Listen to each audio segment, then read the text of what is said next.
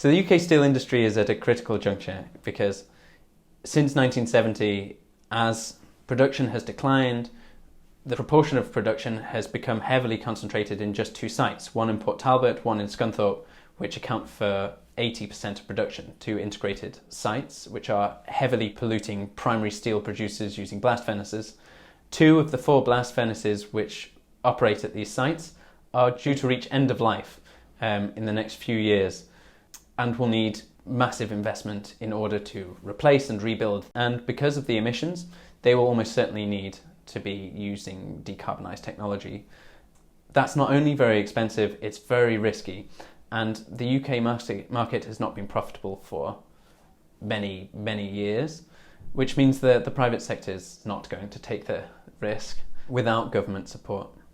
So what does this mean? It means that the government needs to start from the position that the UK needs a steel industry for national security and resilience purposes, and that the industry at the moment is probably close to the minimum, if not actually slightly below the minimum that we would like to be sustainable and innovative and able to support the economy in times of crisis.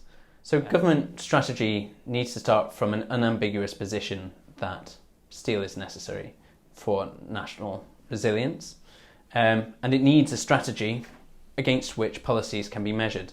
From that, the fundamentals of the sector must be reformed to make the sector more profitable and ensure sustainability. And there needs to be a strategy for decarbonisation of the sector as well.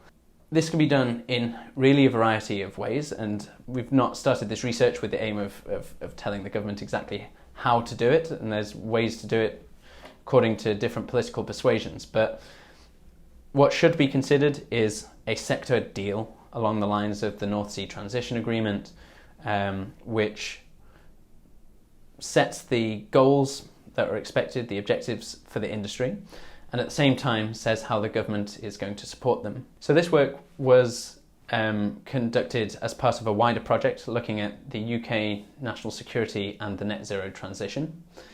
The work is being funded by the European Climate Foundation and will result in 5 papers. So with this, the first paper looking at steel, and will be followed by 2 papers looking at risks associated with imported hydrocarbons, and then 2 papers looking at risks associated with net zero supply chains.